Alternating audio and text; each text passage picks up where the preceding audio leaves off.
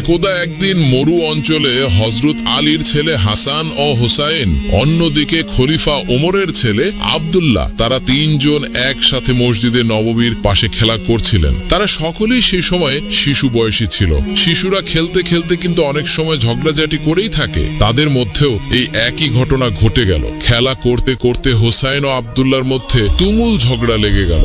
এক পর্যায়ে হোসাইন রাদিয়াল্লাহু তাআলা আনহু রেগে গিয়ে আব্দুল্লাহকে বললেন, এই আব্দুল্লাহ, তুই তো গোলামের বাচ্চা গোলাম, তোর বাপ একটা গোলাম, তুই তার সন্তান না, তুই নিজেও তো একটা গোলাম। হোসাইন রাদিয়াল্লাহু তাআলা আনহুর এই কথা শুনে তখন আব্দুল্লাহ রেগে মেগে ফায়ার হয়ে গেল। তখন আব্দুল্লাহ হযরত হোসাইন রাদিয়াল্লাহু তাআলা আনহুকে উদ্দেশ্য করে বললেন, হোসাইন, তুমি আমাকে গোলামের বাচ্চা গোলাম বলেছো? তুমি কি ভুলে গেছো আমার বাবা বর্তমান মদিনার রাষ্ট্রপ্রধান এবং আমার বাবা মুসলিমদের আমিরুল মুমিনিন? তুমি তা জানা সত্ত্বেও তুমি কিভাবে আমাকে গোলামের বাচ্চা গোলাম বলেছো? তুমি আমাকে এমনটা একদমই বলতে পারো না। আমি আমার পিতার নিকট তোমার বিরুদ্ধে অভিযোগ দায়ের করব। এই কথাগুলো বলতে বলতে আব্দুল্লাহ তখন অনেক কান্নাকাটি করলো। শেষমেশ আব্দুল্লাহ মন খারাপ করে বাড়ির দিকে চলে যেতে লাগলো। এদিকে হযরত হোসাইন রাদিয়াল্লাহু তাআলা আনহু আব্দুল্লাহকে এই কথা বলায় কোন রকম বিচলিত হলেন না। তিনিও তখন তার বাড়ির নিকট চলে গেলেন। আব্দুল্লাহ যখন বাড়ির দিকে কান্না করতে করতে ফিরছিলেন, ঠিক সেই সময় ছেলেকে কান্নারত অবস্থায় দেখে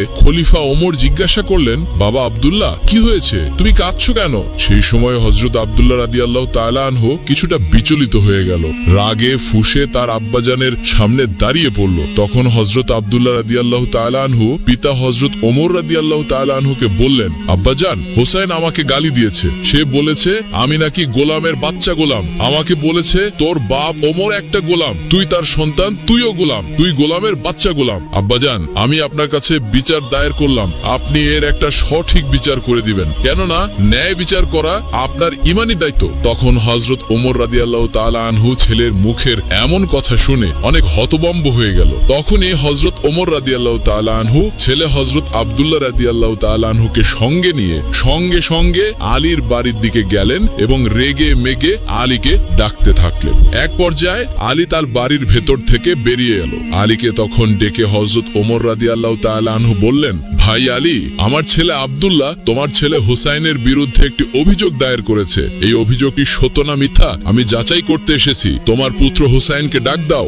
হযরত আলী রাদিয়াল্লাহু তাআলা আনহু হোসাইনকে সামনে ডাক দিলেন। খলিফা ওমর রাদিয়াল্লাহু তাআলা আনহু নিজেই হোসাইনকে জিজ্ঞাসা করলেন, হোসাইন, তুমি কি আমার পুত্র আব্দুল্লাহকে গোলামের বাচ্চা গোলাম বলে গালি দিয়েছো? 6 বছরের ছোট বালক হযরত ইমাম হোসাইন রাদিয়াল্লাহু তাআলা আনহু এক বাক্যে স্বীকার করে বললেন, হ্যাঁ, আমি আব্দুল্লাহকে গোলামের বাচ্চা গোলাম বলে গালি দিয়েছি।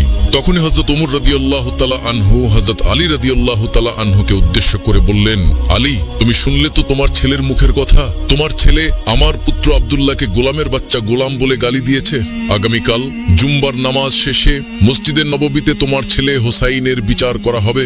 সেই মসজিদে নববীর সকল মানুষের সামনে তোমার ছেলের বিচার করা হবে। তুমি এবং তোমার ছেলে হোসাইন মসজিদে নববীতে উপস্থিত থাকবে। পরের দিন ছিল জুম্মাবাত। জুম্মার নামাজ শেষ করে মসজিদে নববীর সামনে হাজার হাজার সাহাবী তখন উপস্থিত ছিলেন। জুম্মার দিনে সচরাচর সকলেই উপস্থিত থাকে। ঠিক সেই সময় হযরত ওমর রাদিয়াল্লাহু তাআলা আনহু বলে উঠলেন, হে আল্লাহর নবীর সাহাবীগণ, আজকে মসজিদের নববীতে একটি বিচার সম্পূর্ণ করা হবে। ওই যে আলীর ছেলে হোসাইন আমার পুত্র আব্দুল্লাহকে গোলামের বাচ্চা গোলাম বলে গালি দিয়েছে। কেন আমার পুত্র আব্দুল্লাহকে গোলামের বাচ্চা গোলাম বলে গালি দিয়েছে, এর পক্ষে যদি সঠিক কোনো ব্যাখ্যা হোসাইন দিতে না পারে, তাহলে হোসাইনকে কঠিন শাস্তি পেতে হবে। এই কথা বলে হযরত ওমর রাদিয়াল্লাহু তাআলা আনহু সকল সাহাবীকে তার কথা জানিয়ে দিলেন। তারপর হযরত ওমর রাদিয়াল্লাহু তাআলা আনহুর এই কথা শোনার পর সাহাবীরা একে একে অপরকে বলতে লাগলেন, ওমরের বিচার তো বড় কঠিন বিচার। নিজের ছেলে আবু সাহমা সামান্য একটু মদ পান করেছিলেন, সেই সময়ে সেই অপরাধে তাকে চাবুক মেরে হত্যা করেছে। এটাই হলো সেই ওমর। খলিফা ওমরের সেই চাবুকের আঘাত যদি হুসাইনের শরীরে পড়ে, আমরা নবীর সাহাবীরা কিছুতেই তা সহ্য করতে পারবো না। যেই হুসাইনের পা থেকে মাথা পর্যন্ত রাসূলুল্লাহ সাল্লাল্লাহু আলাইহি সাল্লাম চুম্বন খেয়েছেন, সেই হুসাইনের শরীরে ওমরের চাবুকের আঘাত পড়বে, আমরা নবীর সাহাবীরা তা কিছুতেই সহ্য করতে পারবো না। সেই সময় উপস্থিত থাকা সকল সাহাবীদের মধ্যে একটি গুঞ্জন তৈরি হয়ে গেল। সকলেই একটি হতভম্ব হয়ে গেল। উপস্থিত সকল সাহাবী হযরত ওমর রাদিয়াল্লাহু তাআলা আনহুর উদ্দেশ্য করে বললেন, ইয়া আমিরুল মুমিনিন, খলিফাতুল মুসলিমিন, আপনি সব সময় কোরআন এবং হাদিস দিয়ে সমাজের বিচার কার্য সম্পন্ন করেছেন। আমরা নবীর সাহাবীগণ কোনদিন কোন বিচারের বিরুদ্ধে আপিল করিনি। আমরা নবীর সাহাবীগণ আজকে এই বিচারের বিরুদ্ধে আপিল করছি। হোসাইনের বিচার বিচারটি কি না করলে হয় না? উপস্থিত সাহাবীদের কথা শুনে হযরত ওমর রাদিয়াল্লাহু তাআলা আনহু হতভম্ব হয়ে গেলেন। তখন হযরত ওমর রাদিয়াল্লাহু তাআলা আনহু তাদের উদ্দেশ্য করে বললেন, হে আল্লাহর নবীর সাহাবীগণ, কিয়ামতের দিন হাসরের ময়দানে আমি ওমর যখন আল্লাহর কাঠগড়ায় ধরা খেয়ে যাব, আল্লাহ তাআলা যখন আমাকে ডেকে বলবেন, ওমর তুমি নাকি সমাজে ন্যায় বিচার প্রতিষ্ঠা করেছিলে, কিন্তু তোমার ছেলে আব্দুল্লাহ তোমাকে একটি বিচার দিয়েছিল। হোসাইন নবীর নাতি হবার কারণে তুমি সেই বিচারটি সম্পন্ন করনি। হে আল্লাহর নবীর সাহাবীগণ, সেই দিন আসামির কাঠগড়ায় কি তোমরা আমার পরিবর্তে দাঁড়িয়ে আল্লাহর কাছে এই জবাবটি দিতে পারবে? আমি জানি তোমরা কেউ এই জবাব দিতে পারবে না। অতএব আমাকে হকের উপর অটল থেকে প্রতিটি বিচার ন্যায়ভাবে সম্পন্ন করতে হবে। হোসাইনের এই বিচারটিও আমাকে সম্পন্ন করতে হবে। মসজিদে নববীর সামনে হাজার হাজার সাহাবী তখন উপস্থিত ছিল। তখন তারা সবাই একে অপরের সাথে কথা বলতেছিল।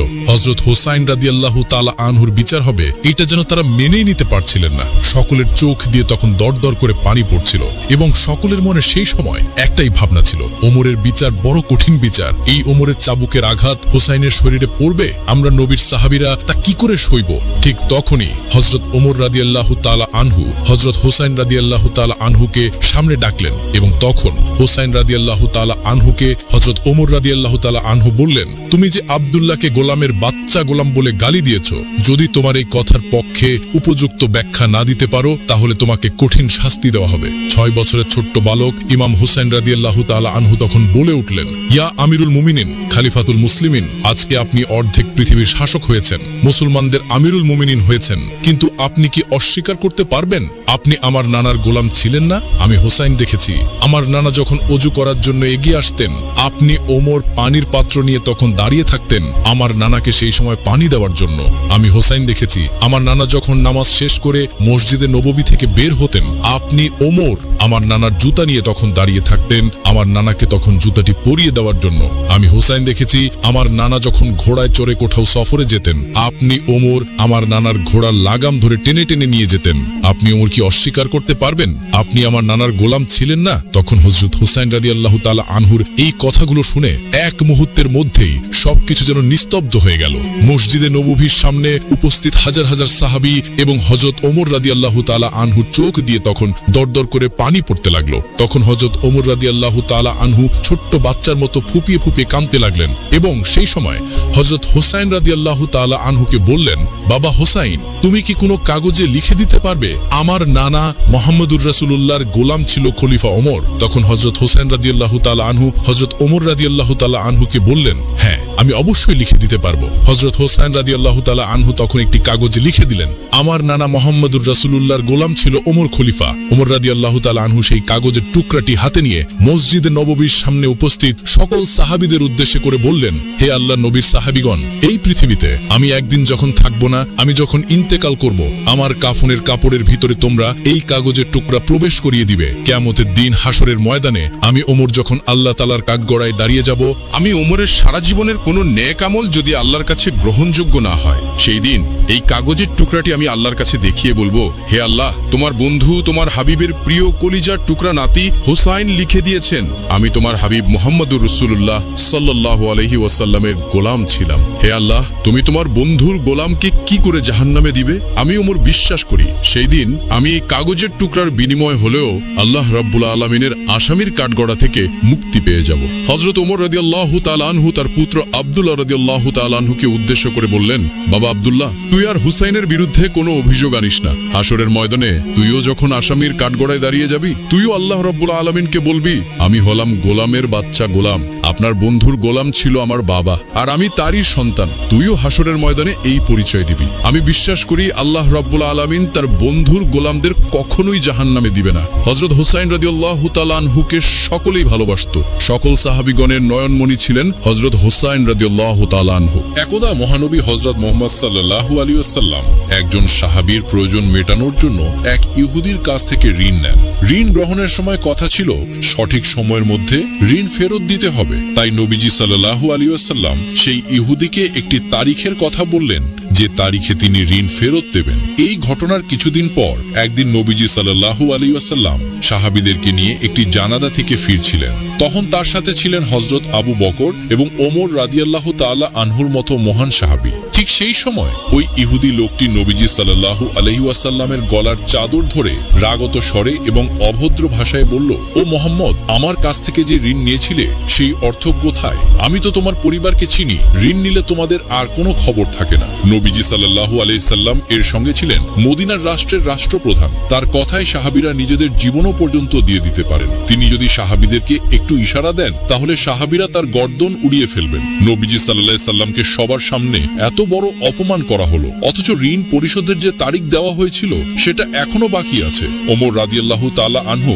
তিনি সহ্য করতে পারলেন না। তার স্বভাবজাত সেই বিখ্যাত উক্তি করলেন, ইয়া রাসূলুল্লাহ, আপনি অনুমতি দেন আমি তার দেহ থেকে মাথা বিচ্ছিন্ন করে ফেলি। হযরত ওমর এই ক্ষেত্রে যেমন ক্ষমতাবান ছিল তেমনি তিনি ন্যায়ী ছিলেন। লোকটি যেভাবে মহানবী সাল্লাল্লাহু আলাইহি ওয়াসাল্লামের চাদর ধরে অপমান করেছে, মহানবী চাইলে লোকটিকে শাস্তি দিতে পারতেন, কিন্তু তিনি উল্টো ওমর রাদিয়াল্লাহু তাআলা আনহুকে বললেন, ওমর, তোমার কাছে তো উত্তম ব্যবহার আশা করা যায়, তুমি এইভাবে না বলে বরং আমাকে বলতে পারতে আপনি তার ঋণ পরিশোধ করুন, কিংবা ইহুদি লোকটাকে বলতে পারতেন যে আপনি সুন্দরভাবে ঋণের কথা বলতে পারতেন।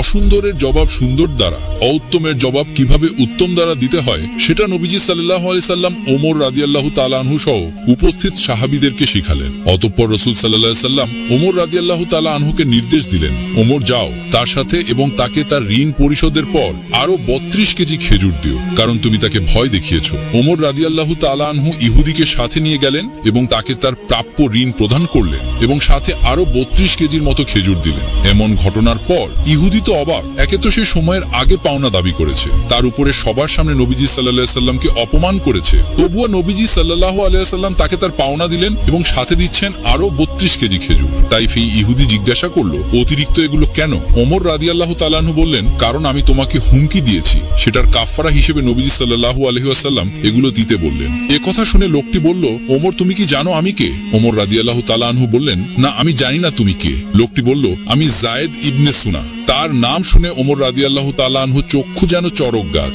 যায়েদ ইবনে সুনা মদিনার সে বিখ্যাত ইহুদিরা ভাই। ওমর রাদিয়াল্লাহু তাআলা আনহু তার নাম জানতেন, কিন্তু তিনি যে ওই ব্যক্তি সেটা তিনি জানতেন না। যায়েদ ইবনে সুনা বললেন, হ্যাঁ, আমি সেই ইহুদি রাবাই। আমাদের ধর্মগ্রন্থ অনুযায়ী মুহাম্মদের নবী হবার প্রমাণের যত ভবিষ্যৎবাণী পাওয়া যায় সবগুলোই আমি তার মধ্যে পেয়েছি। শুধু দুটো বিষয়ের পরীক্ষা করার বাকি ছিল। সেই দুটো ছিল, মুহাম্মদকে কেউ রাগালে তিনি সহনশীলতা দেখাবেন, কোন মূর্খ তার কাছে এসে মূর্খের মতো আচরণ করলে তিনি বরং সেই মূর্খের সাথে ভালো আচরণ করবেন, অর্থাৎ তিনি মন্দের জবাব ভালোর মাধ্যমে দেবেন এবং অনুত্তমের জবাব তিনি উত্তমের মাধ্যমে দেবেন। যায়েদ ইবনে সুনা নবীজি সাল্লাল্লাহু আলাইহি ওয়াসাল্লামের মধ্যে সেই দুটো গুণই এবার দেখতে পেলেন। তিনি নবীজি সাল্লাল্লাহু আলাইহি ওয়াসাল্লামকে রাগানো সত্ত্বেও নবীজি সাল্লাল্লাহু আলাইহি ওয়াসাল্লাম তার সাথে রাগ করেননি, উল্টো তার পাওনা অর্থের বিনিময়ে তাকে বেশি দিয়েছেন। এবার যায়েদ ইবনে সুনা বললেন, ওমর, তুমি সাক্ষী থাকো, আমি আল্লাহকে আমার রব হিসাবে, ইসলামকে আমার ধর্ম হিসাবে এবং মুহাম্মদ রাসূলুল্লাহ সাল্লাল্লাহু আলাইহি ওয়াসাল্লামকে আমার নবী হিসাবে মেনে নিলাম। আমার অনেক সম্পদ আছে, আমি আমার অর্ধেক সম্পদ ইসলামের পথে দান করে দিলাম। একদা হযরত আবু বকর রাদিয়াল্লাহু তাআলা আনহু এবং হযরত ওমর রাদিয়াল্লাহু তাআলা আনহু 3 দিন ধরে নবীজিকে খুঁজে পাচ্ছিলেন না। অবশেষে হযরত আবু বকর রাদিয়াল্লাহু তাআলা আনহু এবং হযরত ওমর মুনাফিকদের কাছে গেলেন। মুনাফিকদের কাছে গিয়ে হযরত ওমর তলোয়ার তাক করে বললেন, হে মুনাফিকের বাচ্চারা, আমার নবীকে কোথাও খুঁজে পাওয়া যাচ্ছে না, তোরা বল আমার নবীজি কোথায় আছে, না হলে সবগুলোকে আজকে আমি কতল করে ফেলবো। তখন মুনাফিকরা বলতে লাগলো, হে ওমর, বিশ্বাস করো আমরা কোথাও তোমার নবীকে দেখিনি। তখন হযরত আবু বকর রাদিয়াল্লাহু তাআলা আনহু ওমরকে বললেন, ওমর, চলো আমরা সামনের রাস্তাটাতে যে দেখি যেখানে কিছু রাখাল থাকে, তাদেরকে জিজ্ঞেস করলে হয়তো দয়ার নবীর খোঁজ পাওয়া যেতে পারে। অতঃপর তারা দুজন মিলে সামনের দিকে হাঁটা শুরু করলো। কিছু দূর যাবার পর তারা কিছুটা রাখালকে দেখলেন। হযরত ওমর রাদিয়াল্লাহু তাআলা আনহু রাখালকে জিজ্ঞেস করলেন, তোমরা এদিক দিয়ে আমাদের বিশ্ব নবীকে যাইতে দেখেছো? তখন রাখালদের পক্ষ থেকে একজন রাখাল বললেন, আজকে 3 দিন যাবত পাশের গুহায় একজন লোক কান্না করে চলছে। তার কান্নার জন্য আমাদের পশুগুলো আজকে 3 দিন যাবত কোনো ঘাস পানি খাচ্ছে না, বাচ্চারা দুধ পান করছে না, দুধে মুখ লাগাচ্ছে না। মনে হচ্ছে আমাদের পশুগুলো যেন 3 দিন ধরে কান্না করছে। ভাই, তোমরা তোমাদের লোককে নিয়ে যাও, তাইলে হয়তো আমাদের পশুগুলো আগের মতো খাবার খাওয়া শুরু করবে। এবার হযরত আবু বকর রাদিয়াল্লাহু তাআলা আনহু হযরত ওমরকে বললেন, ওমর, যার কান্না শুনে পশু পাখিরা পর্যন্ত খাওয়া দাওয়া ছেড়ে দিয়েছে সে আর কেউই হবে না, তিনি আমাদের নবী হযরত মুহাম্মদ সাল্লাল্লাহু আলাইহি ওয়াসাল্লাম হবে। তখন হযরত আবু বকর নবীর খোঁজে গুহার দিকে চললেন। আবু বকর বকর এবং হযরত ওমর রাদিয়াল্লাহু তাআলা আনহু গুহার মধ্যে গিয়ে দেখলেন আমাদের নবী সেজদায় পড়ে উম্মতি উম্মতি বলে কান্না করছে। এবার হযরতে ওমর রাদিয়াল্লাহু তাআলা আনহু নবীকে উদ্দেশ্য করে বললেন, ইয়া রাসূলুল্লাহ, আমরা আজকে 3 দিন যাবত আপনাকে খুঁজতে খুঁজতে হয়রান হয়ে গিয়েছি। নবী গো, আপনি এখানে উম্মতের জন্য কান্না করছেন, আমরা তো আপনার খুঁজে পাগল হয়ে গিয়েছি। ইয়া রাসূলুল্লাহ, আপনি উঠুন, আমরা আপনাকে নিতে এসেছি। বিশ্বনবী সাজদা থেকে মাথা উঠালেন না। তারপর হযরতে আবু বকর রাদিয়াল্লাহু তাআলা আনহু বিশ্বনবীকে বললেন, ইয়া রাসূলুল্লাহ, আপনি উম্মতের জন্য এত কান্না করতেছেন, হুজুর আপনি মাথা উঠান। আমি আবু বকর তামাম জিন্দেগীর ইবাদতগুলো আপনার উম্মতের জন্য সঁপে দিলাম, তারপরও আমার নবী মাথা উঠান না। তারপর হযরতে আবু বকর এবং হযরতে ওমর রাদিয়াল্লাহু তাআলা আনহু বাড়ির দিকে আসলেন। পথে হযরতে আলী রাদিয়াল্লাহু তাআলা আনহার সাথে সাক্ষাৎ হয়। তারপর হযরতে আলীকে আবু বকর ও হযরত ওমর বিস্তারিত সবকিছু বললেন। তারপর হযরত আলী বাড়িতে গিয়ে মা ফাতেমা এবং হাসান হুসাইনকে নিয়ে নবীজির গুহার মধ্যে চলে আসেন। এবার হযরতে ফাতেমা আমার নবীকে লক্ষ্য করে বললেন, আব্বাজান, আপনি কেমনে পারলেন আজকে 3 দিন যাবত আমাদেরকে ভুলে থাকতে? আমরা আপনাকে সমস্ত জায়গায় খুঁজে খুঁজে হয়রান হয়ে গিয়েছি আপনার নাতি হাসান এবং হুসাইন কান্না করছে। আব্বাজান, আপনি উঠুন, আমরা আপনাকে নিতে এসেছি। তারপরেও আমার নবীজি মাথা উঠান না। এবার হযরত ফাতিমা রাদিয়াল্লাহু তাআলা আনহা আমার নবীকে বললেন, ইয়া রাসূলুল্লাহ, আমি ফাতিমা কথা দিচ্ছি আমার আদরের হাসান এবং হুসাইনকে আপনার উম্মতের জন্য কুরবানি করে দিলাম। এবার আমার আল্লাহ হযরত জিবরাইল আলাইহিস সালামকে ডেকে বললেন, হে জিবরাইল, তুমি এখনই যাও, গিয়ে আমার বন্ধুকে মাথা উঠাতে বলো এবং কান্না বন্ধ করতে বলো। জিবরাইল, আমার বন্ধুকে জানিয়ে দাও, আমি আল্লাহ কথা দিচ্ছি আমার বন্ধুকে না জিজ্ঞেস করে আমার বন্ধুর একটা উম্মতকেও আমি জাহান্নামে দেব না। অতঃপর জিবরাইল আলাইহিস সালাম আল্লাহর নবীর কাছে এসে আল্লাহ রাব্বুল আলামিনের কথাগুলো নবীকে শুনিয়ে দিলেন। আমার নবী এরপর মাথা উঠান। একদা উম্মে আইমান কোনো এক দরকারে হযরত ফাতেমা রাদিয়াল্লাহু তাআলা আনহার বাড়িতে যান। ফাতেমা রাদিয়াল্লাহু তাআলা আনহার দরজার সামনে গিয়ে উম্মে আইমান ডাকতে থাকেন, কিন্তু ভিতর থেকে কেউ কোনো কথা বলছে না। উম্মে আইমান আবার দরজায় নক করলেন, কিন্তু ভেতর থেকে কেউ দরজা খুলছে না। তারপর উম্মে আইমান দরজার ফাঁক দিয়ে ঘরের ভিতরে তাকিয়ে দেখলেন হযরত ফাতেমা রাদিয়াল্লাহু তাআলা আনহা রুটির জাতা পিষতে পিষতে ঘুমিয়ে পড়েছেন, আর তার খাটের উপরে একজন মহিলা বসে তাসবিহ পাঠ করছেন এবং আরেকজন মহিলা হযরত হাসান ও হুসাইন রাদিয়াল্লাহু তাআলা আনহুমাকে দোলনার মধ্যে দুধ খাওয়াচ্ছেন। এই দৃশ্য দেখার পর উম্মে আইমান মা ফাতেমার বাড়ি থেকে চলে গিয়ে নবীজির দরবারে এসে প্রবেশ করেন। নবীজিকে সালাম দিয়ে উম্মে আইমান নবীকে বলেন, ইয়া রাসূলুল্লাহ, আমি কোনো এক দরকারে ফাতেমার বাড়িতে গিয়েছিলাম, তার ঘরের মধ্যে আমি এমন দৃশ্য দেখতে পেলাম। তারপরে নবীজি উম্মে আইমানকে বললেন, আমার মেয়ে ফাতেমা রুটির জাতা পিষতে পিষতে ক্লান্ত শরীর নিয়ে ঘুমিয়ে পড়েন, কিন্তু তখনও তার তাসবিহ পাঠ করা বাকি ছিল। তাই আমার আল্লাহ রাব্বুল আলামিন হযরত ফাতেমা রাদিয়াল্লাহু তাআলা আনহার ঘরে 2 জন ফেরেশতা পাঠিয়ে দেন। একজন ফেরেশতা ফাতেমার অসমাপ্ত কাজগুলো করেছেন এবং আরেকজন ফেরেশতা হযরত হাসান ও হুসাইন রাদিয়াল্লাহু তাআলা আনহুমাকে দোলনার মধ্যে ঘুম পাড়াচ্ছেন। তুমি যেই 2 জন মহিলাকে দেখেছো তারা কোনো মহিলা নয়, তারা আল্লাহ রাব্বুল আলামিনের পাঠানো ফেরেশতা। তখন উম্মে আইমান এই কথা শুনে আল্লাহু আকবার বলে নবীজির দরবার থেকে বের হয়ে পড়েন। আর কিছুদিন পর বিশ্বনবী হযরত ফাতেমা রাদিয়াল্লাহু তাআলা আনহার বাড়িতে গেলেন ফাতেমাকে দেখার জন্য। নবী যখন ফাতেমার ঘরের মধ্যে প্রবেশ করলেন তখন ফাতেমার মুখটা অনেক মলিন দেখাচ্ছিল। আমাদের নবী ফাতেমাকে জিজ্ঞেস করলেন, মা, তুমি কি অসুস্থ?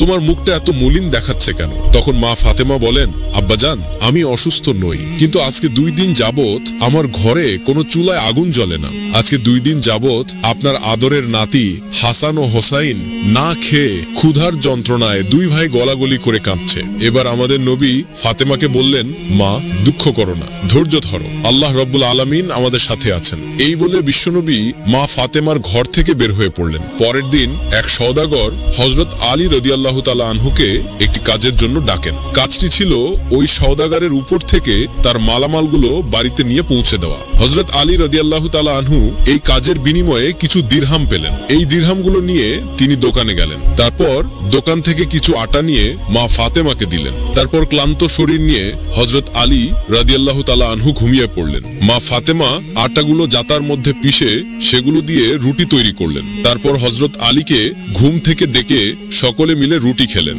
সকলেই খাবার শেষ হবার পরে মা ফাতেমা কিছু রুটি আবার নবীজির জন্য নিয়ে আসেন। মা ফাতেমা নবীজিকে রুটিগুলো দিয়ে বলেন, আব্বাজান, আপনি এই রুটিগুলো খান। আব্বাজান, আজকে 2 দিন পর আমাদের ভাগ্যে কিছু রুটি জুটেছে। আমাদের নবী 3 দিন উপবাস থাকার পর রুটিগুলো খেলেন এবং তারপর মা ফাতেমাকে বললেন, মা, আজকে 3 দিন পর আমি তোমার দেওয়া এই রুটি খেলাম। এই ঘটনাটি বিশ্বনবী দুনিয়া ছেড়ে চলে যান। নবীজি দুনিয়া ছেড়ে চলে যাওয়ার 2 দিন পর হযরত আবু বকর রাদিয়াল্লাহু তাআলা আনহু একাকী কোথাও হেঁটে যাচ্ছিলেন। প্রতিমধ্যে তিনি দেখতে পেলেন সামনে ইবলিস শয়তান দাঁড়িয়ে কান্না করছে। তখন হযরত আবু বকর ইবলিসকে উদ্দেশ্য করে বললেন, হে ইবলিস, তুমি কেন কান্না করছো? এখন তো তোমার খুশির দিন, বিশ্বনবী দুনিয়া ছেড়ে চলে গিয়েছে। তারপর ইবলিস হযরত আবু বকর রাদিয়াল্লাহু তাআলা আনহুকে উদ্দেশ্য করে বললেন, ভাই আবু বকর, নবীজি দুনিয়া ছেড়ে চলে যাওয়ার কারণে আমি ইবলিসও বিস্মিত হয়েছি।